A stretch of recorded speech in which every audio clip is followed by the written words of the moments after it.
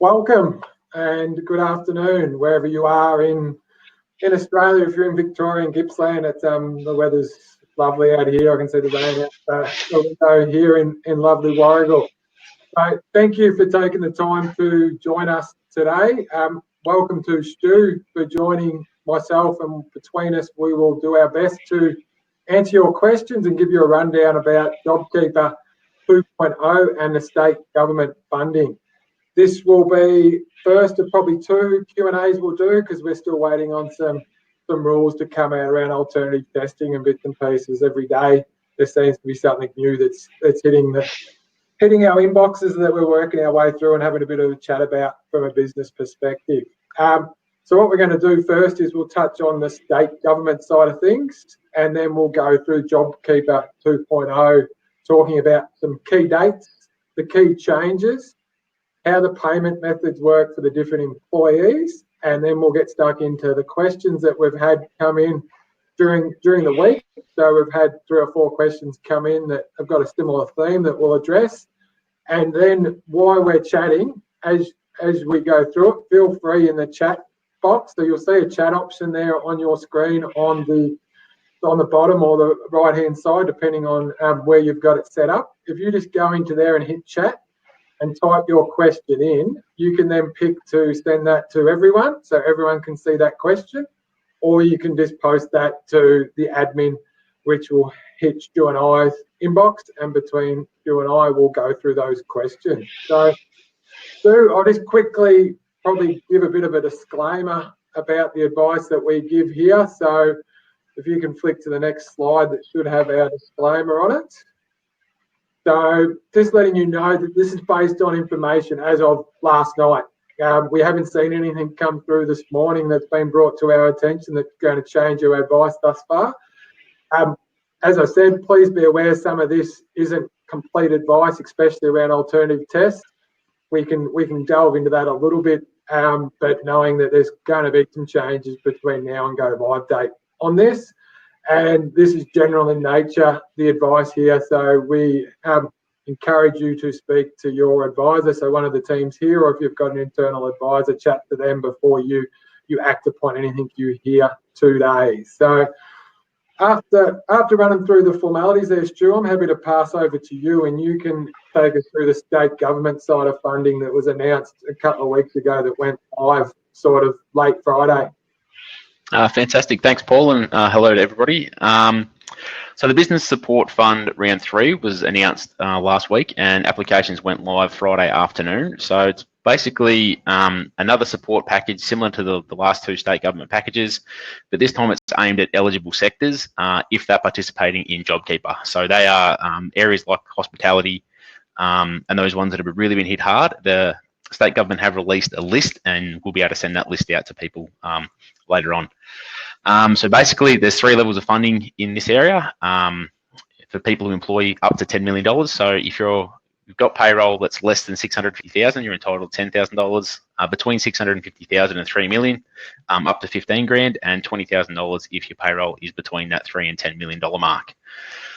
Now there's also some specific industry funding that was released as well. They were aimed at licensed hospitality venues, so that's up to $30,000 depending on the venue capacity and location of your licensed venue. And the liquor license fees have been waived until 2021. Now, you can't apply for both the Business Support Fund and these specific industry grants, so you need to weigh up which one's going to be the best option for you. There was also some funding released around sole traders who operate from a commercial premises to help them fund those rent payments. There's an Alpine business grant of up to $20,000 for those up in the Alpine area who've been really impacted by this. And business chambers and trader groups have been given some funding to aim specifically at COVID normal adaptation of businesses. So that'll be more through your local chamber of commerce who receives some funding to support in that area. Now, JobKeeper 2.0 will also touch on that. So there's been some real key dates around that. First up, the first fortnight for that one starts on the 28th of September. So you need to start paying the eligible employees this new payment rate based on their hours as of this date. And we'll touch base on the hours in a jiffy. From the 30th of September, you need to make sure that you are enrolled in JobKeeper. Now, if you're already enrolled currently in JobKeeper, you don't need to re-enroll. But if you want to access the funding for the next 3 months, you need to make sure you are enrolled in JobKeeper. Then between the 1st of October and the 31st of October, we need to check and submit the actual decline in turnover test to the ATO. And then after the end of October, we can start our monthly business declaration and letting the ATO know which tier our employees or eligible business participants will be or will fall under. Now, the key changes relating to JobKeeper at the moment are the 2 tiers of payments for employees and eligible business participants. So if you are tier 1, that's someone who's worked 80 hours or more across a 4-week period in before March 1st or before July 1st, 2020. Okay, so this is your full-time employees who average more than 20 hours a week for that month-long period. If you're not a tier 1 employee, you'll be a tier 2 employee. So for the first round of JobKeeper starting September, finishing December, the payment rates for that will be $1,200 before tax for tier 1 and $750 before tax for tier 2. So you have to pay your employees the rates that apply to them to make sure you're eligible. And then in our monthly reporting, you'll have to let the ATO know which employees qualify as tier 1 or eligible business participants and which qualify as tier 2. There's also been some changes to the calculation methods they use. So it's no longer based on projected turnover tests. It's all based on actuals. So we need to have the figures done up until the end of September to determine whether or not we're going to be eligible. They've removed some variations in the GST turnover rules. So things like where asset sales or late payments weren't included previously, it's now exactly what goes through GST turnover that counts towards our testing. And our reporting is also locked to the GST calculation rate that we use. So whether it's if we're on a cash basis or on a non-cash basis, we have to pick that one. We can no longer pick and choose which one best relates to the way our business operates. So that's some real key changes involved in the calculations that will make things a little bit tighter on who is and isn't eligible. So the things that haven't changed don't need, as I mentioned before, you don't need to re-enroll. So if you're currently enrolled in JobKeeper, there's nothing you need to do to make sure you tick off that 30 September date to enroll. That'll carry forward. If you're not currently in JobKeeper and you think you will be eligible going forward, you need to get in touch with someone within the next week to make sure that you enroll. You don't need to reassess employee eligibility for someone who's already been receiving JobKeeper. So that was the forms we filled in with the declarations. They'll all carry forward until the end of the 2 extension period. So there's no need to retest them. There's no need to have them re-sign any forms. They're right to go. And if you're an eligible business participant, you don't need to have any further testing requirements for yourself either. So they all don't change. So that's a very quick rundown, and obviously it's going to be horses for courses, but we're very much open to any questions that people have on the specifics around that. Thanks, Stewie. There's been a few changes, as you said. It's been tightened up in a lot of areas. What we're hearing throughout the industry and the like is that, let's just say that probably between 20 and 30% of businesses are likely to be eligible for JobKeeper 2.0 in Victoria. For the rest of Australia, we haven't heard the numbers, but I would think it'd be even significantly less than that, given a lot of those areas haven't been in a stage 2 lockdown period. So based on what we currently have and those tests, it is pretty tight, but certainly worth doing the calcs there, because I think there's 7 fortnights in the next 3 months. So it's up to $8,400 per eligible employee that may be eligible for it. So it's worth spending the time. Yeah, exactly right, Paul. And we're hoping that they'll release some more solid information about the alternate test, because currently we only have the one test, which is, are you 30% less than the same quarter last year? Obviously it's not necessarily applicable for all businesses in the different phases they are. So ideally in the next week or so, we have some more information about how we can apply for JobKeeper in different ways.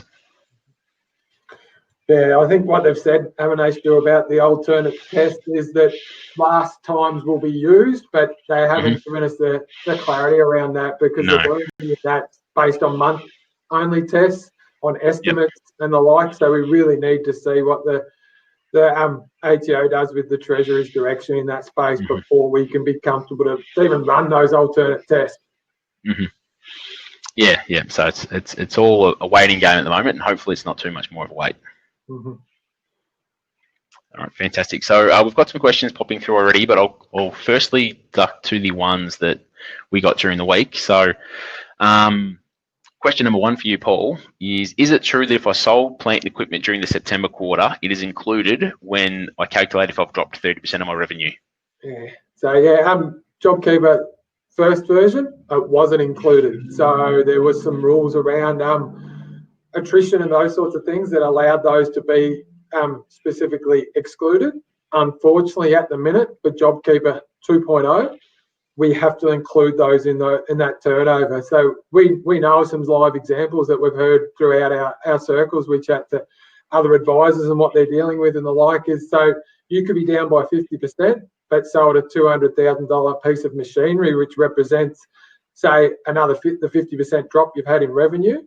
The government, when you do the tests, will assess that your revenue hasn't dropped at all. So you would be unfortunately ineligible, even though business has dropped really by 50%. Let's hope there's some changes in that space. We have had our industry bodies lobbying for some changes there, but at this stage, it's included. Fantastic, thanks, Paul. Yes, definitely fingers crossed for changes there, because that's not necessarily what the funding's for. Question number two: can I estimate my turnover and enrol now?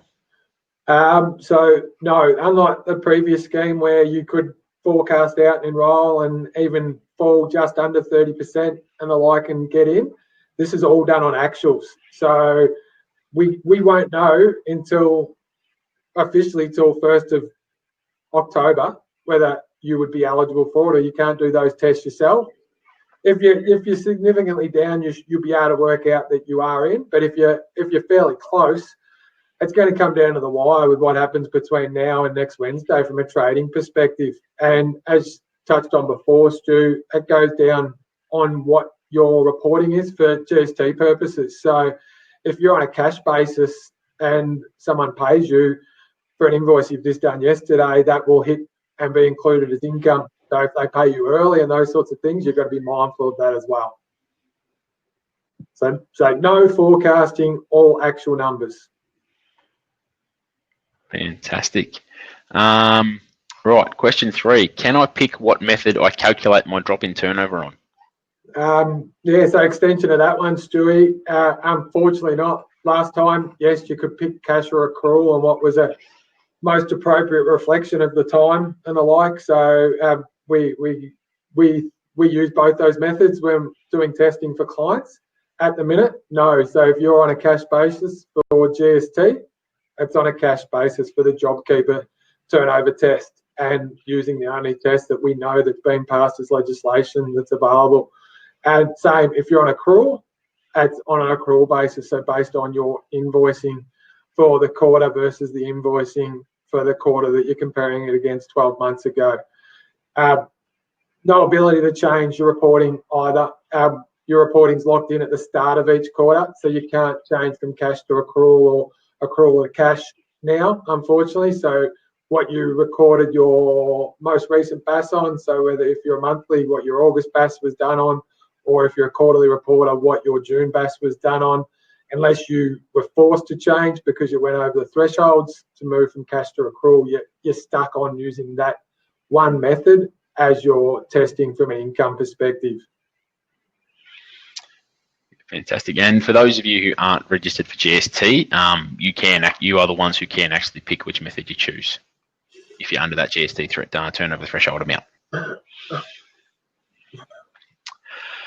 Okay, I suppose this leads into another question fairly similarly, Paul, is I just got paid for a large job I did back in 2019. Is that included in my turnover for the quarter? Shouldn't be, but yes, it is. So it's the same answer as the plant equipment sale. So yeah, chasing up old payments right now may not be the most ideal thing to do if you're running fairly close to that borderline if you're on a cash basis. Also mindful though that having cash in the kitty if you're chasing a fair payment is fairly important, because we're coming into even tighter economic times. But yeah, unfairly, Stu, you could be down for July through to September because a lot of people pay you, say, 30, 45, 60 days lag from the work you do. So you've done the work when we were open back in May and June and getting paid for it, a lot of that in July and August. That's counted as income, unfortunately. And even worse, you're chasing an old debtor and that kicks in. Doesn't matter how old it is, it's included as income for your testing. Again, like the plant and equipment, we're lobbying through our industry bodies and we're seeing them try and chat to the Treasurer and the ATO to consider those things because we agree, it's unfair. And it wasn't, I suppose, in the spirit of the legislation. The consequences, though, at the minute, it's included as income. Yep, it's a real shame, but got some questions coming through the chat now. So I'll go to Mary first. If you're not eligible for 2.0 this quarter, can you reapply for the next quarter? Good question, Barry. So yes, you may not meet the testing that is currently available. So I'll take you through the example. You test your September quarter compared to 12 months ago and you're knocked down by 30%. You are not eligible for the October to December period, but then you can retest in December, or sorry, in early Jan on your December quarter turnover. And if that's 30% down on the 12 months prior, you then can enroll for, let's call it JobKeeper 3.0 for sake of it to split it up. So you could claim, and just with those things, it runs for a quarter. The payments though come down again, so they're not at the 1,200 and 750. Actually, don't know them off the top of my head, Stu. I've been that much in JobKeeper 2.0 to say what those figures are. I've got them here. They're $1,000 and $650. Okay, thank you. And that is different than what you may have heard when they originally announced the extension of the JobKeeper program. It was announced that you actually had to be down for the September and December quarters to be eligible to claim for the March quarter. And that was the same for the JobKeeper 2.0 that started in October through to December, the one we're talking about right here. Initially, they did say you had to be down for June and September, but that's probably the only relaxation in the rules that we've seen, Stu, since they announced the original JobKeeper 2.0 extensions. Yep. Now, Mary's had a follow-up part of that question is, will the ATO take into account bushfire devastation on our results last year? In the alternative tests, first time round, that was considered. So that's why we're hoping that they pass a bit more, Mary, around the alternate test that we can use. I would hope so. I can't say categorically yes, but I would say by the end of this week, if not early next week, we'll have some clarity there. And I'm pretty confident to say yes, that those in bushfire impacted areas or those with new businesses or significant changes in what they do will be able to use an alternate test to consider their eligibility. Yeah, the indication's definitely been given, but really, really hanging on that legislation. Super important. Mm-hmm. So we had a question here from Michael. Now, Michael does a quarterly BAS. Wants to know is the turnover based on the quarterly BAS report or is it on monthly turnover? So it's based on the quarterly turnover. So your quarterly BAS turnover. So if your BAS for the quarters, call it 100,000 this quarter when we get to the end of September, that's the benchmark they're using to work out whether you're 30% down on the corresponding quarter 12 months ago, unless one of these alternate tests that we're hearing about can be applied. Same though, you're applying it based on your quarterly turnover for the July to September quarter that we're currently in on an actual basis. But not Fantastic. monthly. Yeah, certainly not monthly, where we could get in monthly last time. You only need to be down for 1 month. You need to be down for the full quarter. Yep. I guess the theme of that is that the 2.0 rules are a lot stricter than they were the first time around. There's a lot less room for interpretation and movement. It's very, very black and white with what we've been provided so far. And that's why it's so easy to get lost in all the announcements and assistant packages and figuring out what is relevant to you, as I can see is a frustration for yourself, Michael. Yeah. We're happy to help out where we can. Yeah. Stu and I were chatting about that this morning. Michael is saying we feel for you guys out there because we're not 100% over it, and we're getting constant information. We're watching things and we're reading things, and we won't say we're 100% over it. we're fairly on top of it and we know what we're looking at, but the change is every day. So what I'm saying right now, we're comfortable with, but if we were doing this tomorrow, my advice might be slightly different. Yeah, we've only got to go as far back as the first lot of JobKeeper webinars we did, and there was 3 or 4 in a 2-week period where information was always changing. So very, very tough for people out there. So that's all the questions we've got coming through. Does anyone else have anything they want to throw in the chat now for us to go over?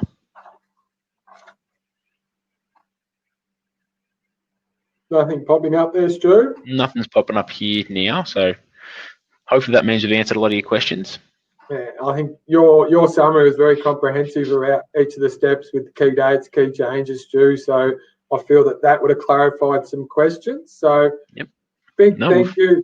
Oh, sorry, we have one more come through. Sorry, does the handoff approach flow through to JobKeeper 2 or 2.0? Sorry, handoff approach. The handoff approach. The hands-free approach that we. Hands-free. Is that the hands-free?